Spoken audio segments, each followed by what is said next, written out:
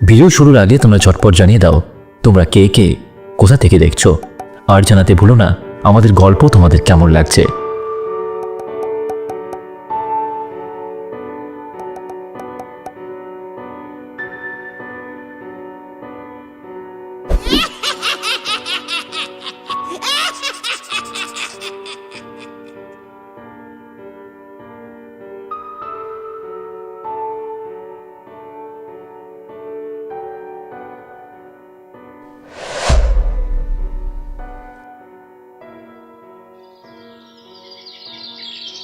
আজিমগঞ্জ শহর থেকে 8.5 মাইল পশ্চিমে ধুলিয়াচর গ্রাম। সেখানেই সন্ধে নামলেই পাখিরা গাছের ডালে নিজের নিজের বাসায় ফিরে আসে।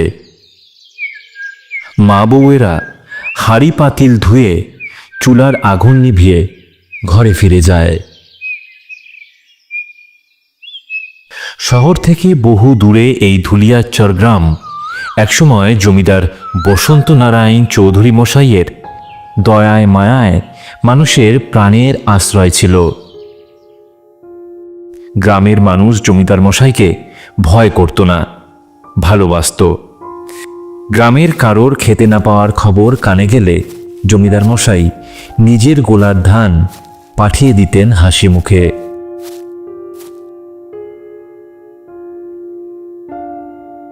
কিন্তু সময় চিরদিন একরকম থাকে না। সবার মতো চৌধুরী মশাইয়ের অবস্থাও একদা বদলে গেল। জমিদারি চলে গেল, জমিদার বাড়িও ভেঙে পড়ল। চৌধুরী মশাই কপর্দকহীন অবস্থায় মারা গেলেন। মৃত্যুর আগে বুড়ো চাকর হরিপদকে একটাই কথা বলে গিয়েছিলেন তিনি, হরে হারু, আমার সময় হয়ে এসেছে, আমি চললে রে।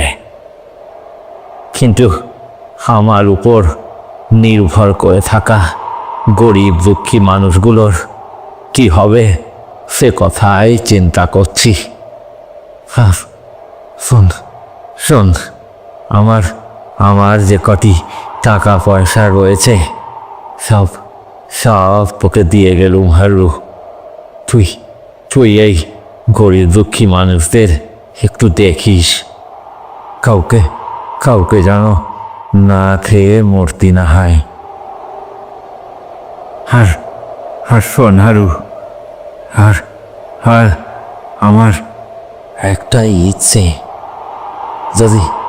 যদি মৃত্যুর পর কোনো জীবন থেকে থাকে তবে না খেতে পেয়ে মরা মানুষগুলো যারা খিদার যন্ত্রণা নিয়ে মরিছে তাদের আত্মাগুলোরও আমি তৃপ্তি দেব।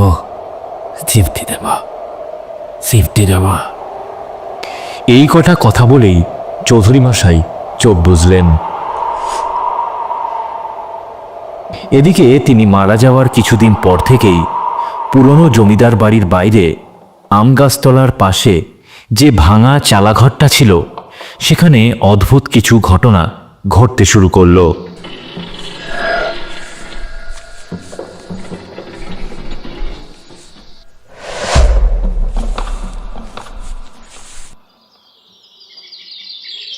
নিত্যদিনের মতো এ গায়ের লোকেরা সব ভোর কাজে বের হয়, আর সন্ধে নামার মুখে সব ঘরে ফিরে আসে।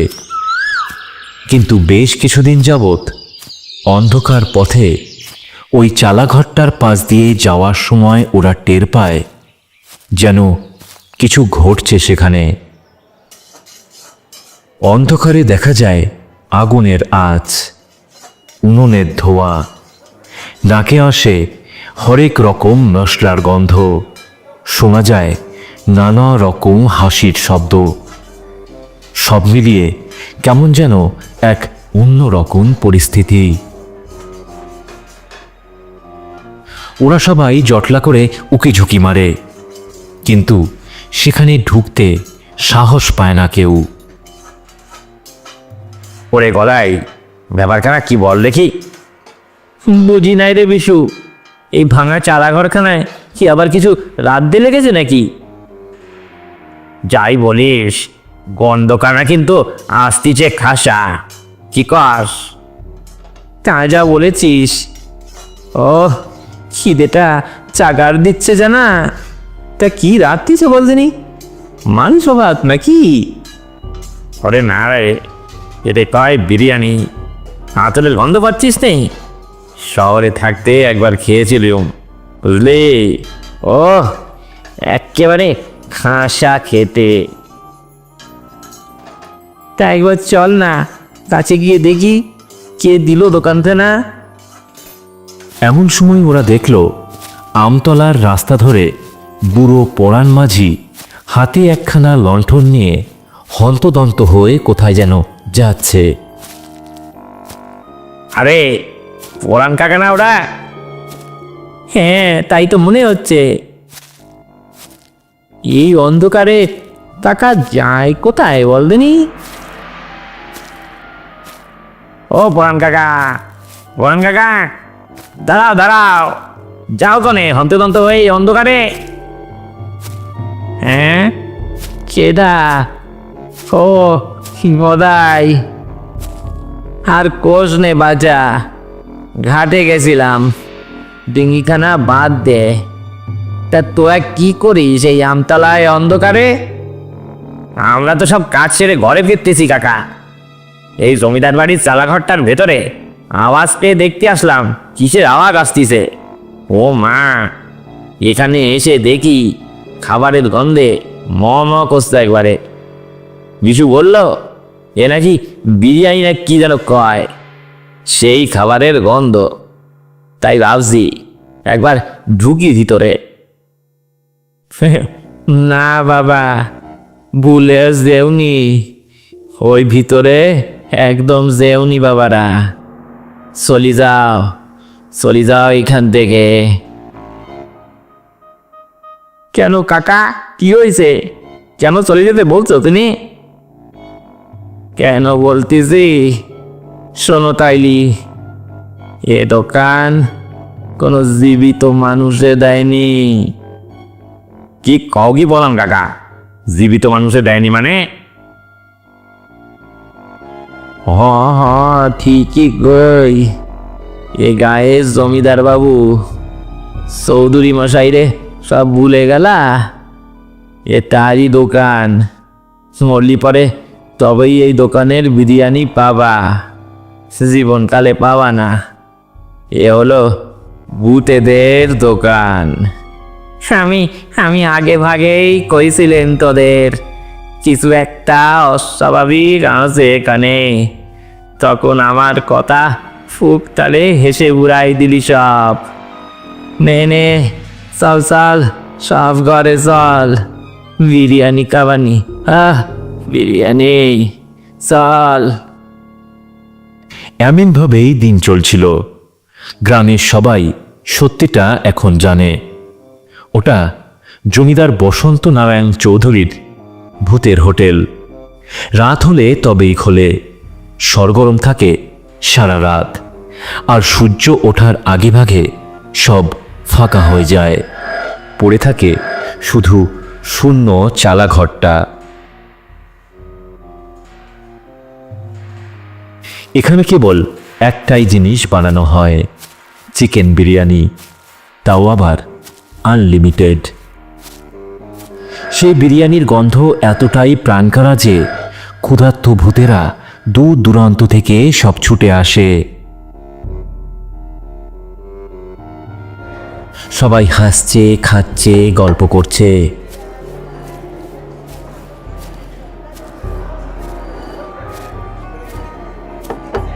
আর একটা চৌকিতে বসে হুকো টানতে টানতে সবটা তদারক করছেন চৌধুরী মশাই।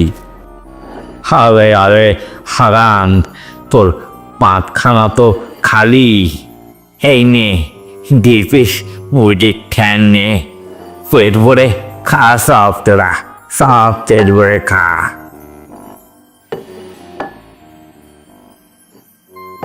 আরে আরে কর্তা বাবু, আর দিয়েন না, পেট ফেটে যাবে এবার।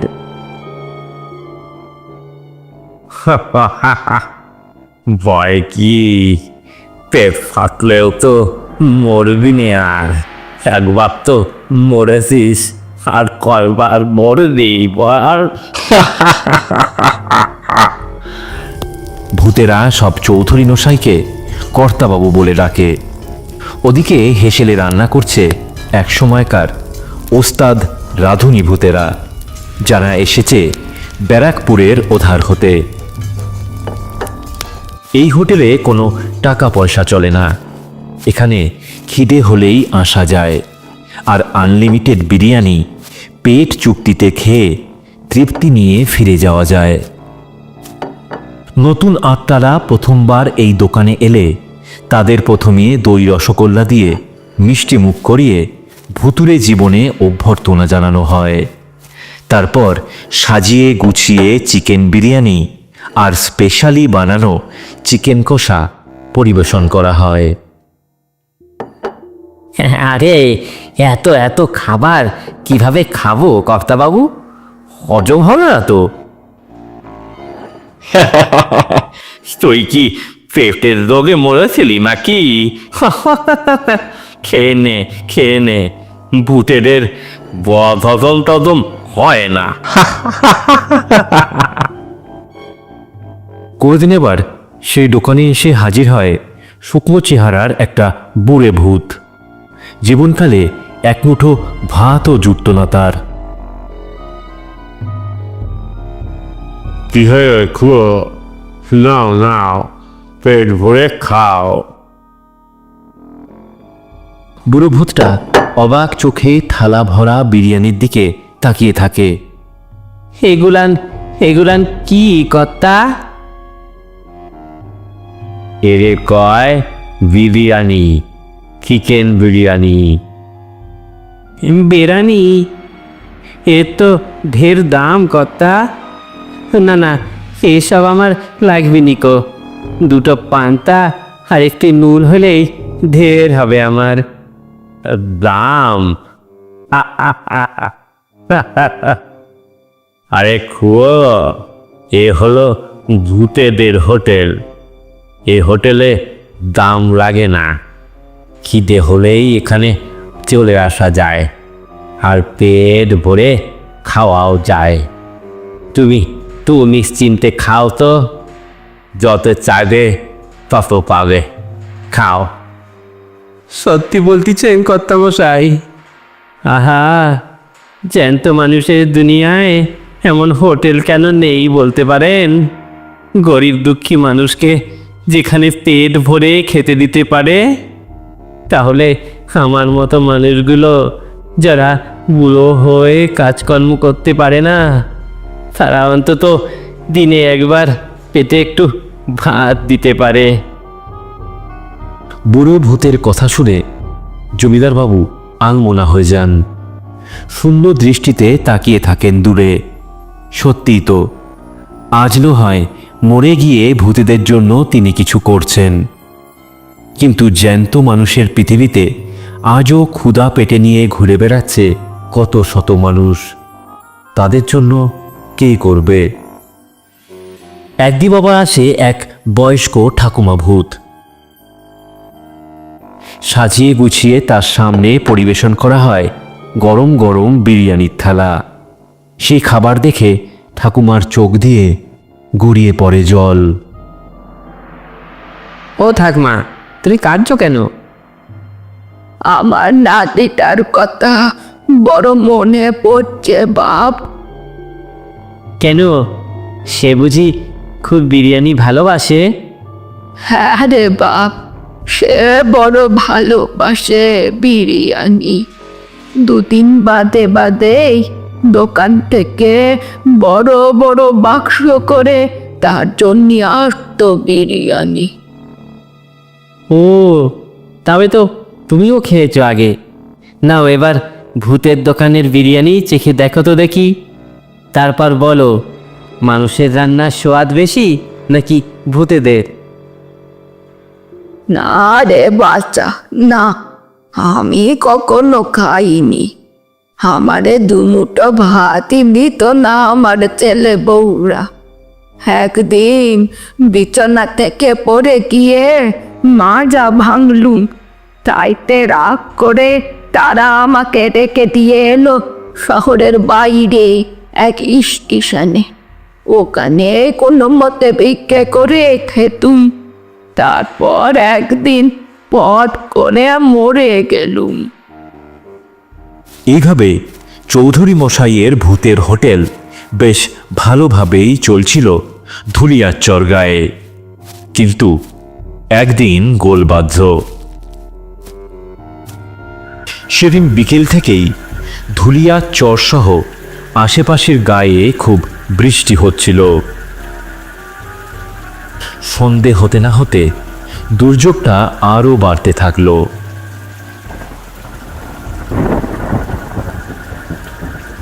এমন সময় চৌধুরী মশাইয়ের এই দোকানের সামনে এসে দাঁড়ালো শহর থেকে আসা দুটি ছেলে, দীপু আর রবি। তারা কিন্তু ভূত নয়, জীবন্ত মানুষ। এই দেখ রবি, এটা একটা বিরিয়ানির দোকান মনে হচ্ছে। কি দারুণ গন্ধ বেরোচ্ছে না? হ্যাঁ রে, আমারও তাই মনে হচ্ছে। যাক বাবা, কিছু একটা তো পাওয়া গেল। এত বৃষ্টি হচ্ছে, রাস্তায় একটা দোকানও খোলা দেখলাম না। এত রাতেও কিন্তু দোকানটায় অনেক ভিড়। কি বলিস দোস্ত? তা হবে না কেন বন্ধু? বিরিয়ানির যা গন্ধ বেরিয়েছে, আহা, কতদিন এরকম বিরিয়ানি খাই না। নিনে চল তবে, বড্ড খিদে পেয়েছে। হ্যাঁ চল চল, ভেতরে চল। বিরিয়ানির গন্ধে ওদের দুজনের মুখে জল চলে আসে। আহা, আর লোভ সামলাতে পারছি না বন্ধু। দোস্ত, তোর লাইফে এমন বিরিয়ানি কখনো খাইছস? তা যা বলেছিস বন্ধু। ওরা কথা বলতে বলতে দোকানের ভিতর ঢোকে। দক্ষিণা হাওয়ায় তখন ধোঁয়া সরছে।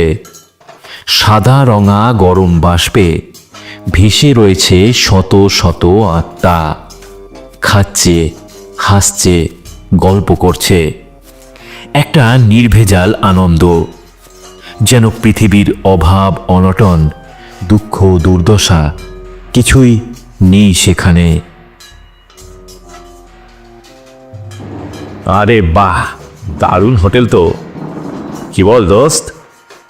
হ্যাঁ সেটা, কিন্তু এত ধোয়া ধোয়া আবছা কেন বলতো? আরে বৃষ্টি বাদলার রাত, তাই হবে হয়তো। ওরা চেয়ারে বসতেই সামনে আসে এক বৃদ্ধ ভূত। হাতে ধরা কাঁসার থালায় এক পাহাড় বিরিয়ানি।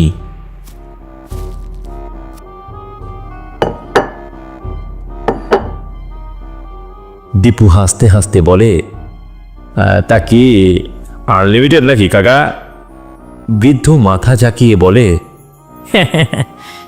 ততক্ষণই দি যতক্ষণ খিদে না মেটে।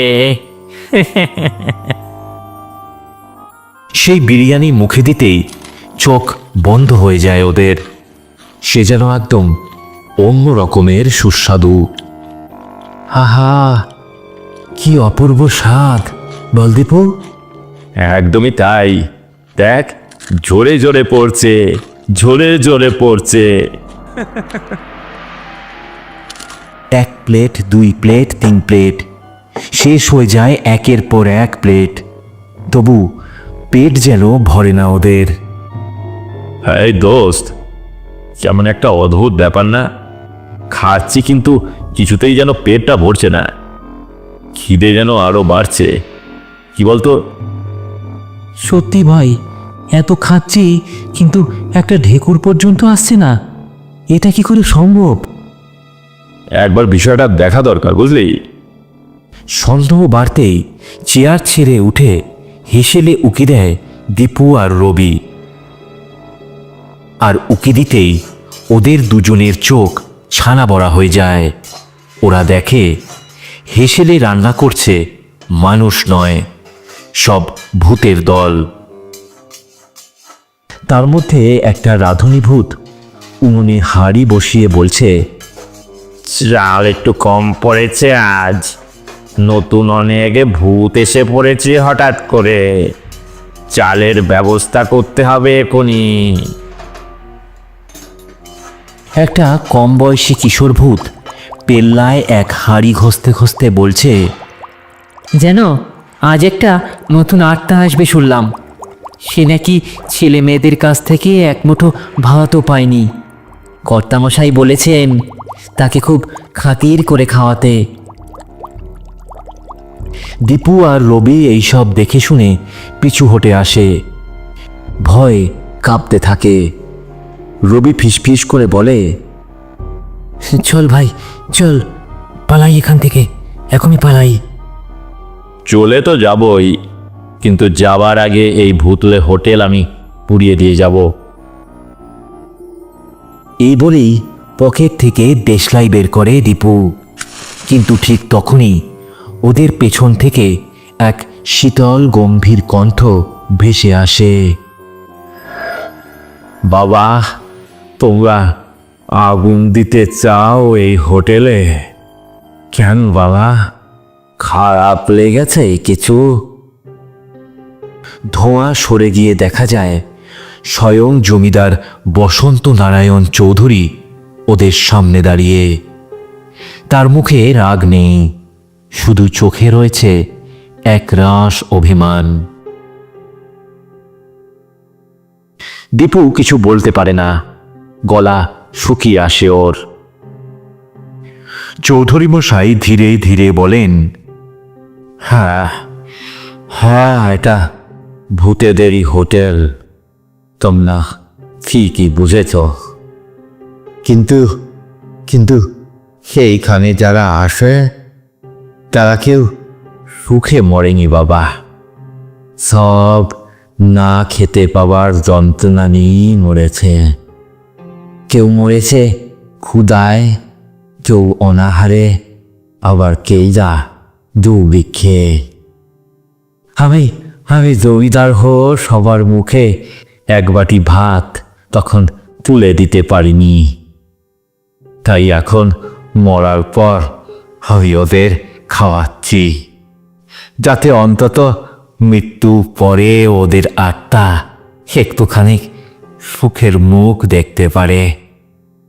তোমরা এখানে এসেছ জীবন্ত মানুষ হয়ে, তাই তোমাদের খিদে মিটছে না বাবা। সেই খাবার আত্মাদের জন্য, যারা আর খিদের জ্বালায় কাঁদে না, শুধু খায় আর ফিরে যায়। এ খাবার শুধু তাদের জন্য। অল্প বয়সী কিশোর ভূতটা সামনে এগিয়ে আসে, করুণ স্বরে ওদের দিকে তাকিয়ে বলে, দাদা দাদা, আমি অনেক দিন আগে রাস্তার ধারে বড় একটা দোকানে গেছিলাম, বিরিয়ানি খেতে চেয়েছিলাম, কিন্তু আমার কাছে পয়সা ছিল না বলে ওরা আমাকে মিথ্যে চোর বলে অপমান করে, আর তারপর সবাই মিলে পিটিয়ে মারে। এখন এখানে আমি রোজ বিরিয়ানি খাই, হেসেরের কাজও সামলাই, রান্নাও শিখেছি। তোমরা পুড়িয়ে দেবে আমাদের এই হোটেলটা?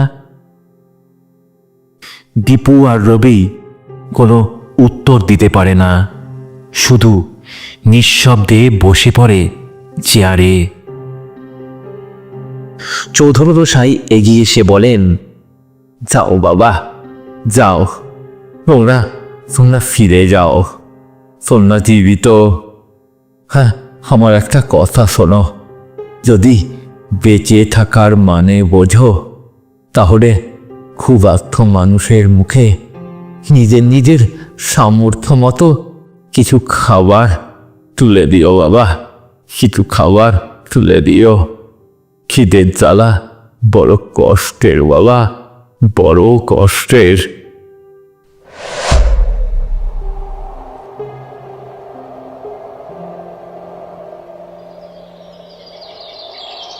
দীপু আর রবি যখন দোকানের বাইরে বেরিয়ে আসে তখন ভোর হয়ে এসেছে। ওরা তাকিয়ে দেখে চালাঘরটায় কোথাও কেউ নেই, শুধু আম গাছের নিচে পড়ে আছে একটা সোনালি পাতার থালা, আর তার পাশে একটা লাইন লেখা, দাদা ধন্যবাদ তোমাদের, আমার নাম সবুজ।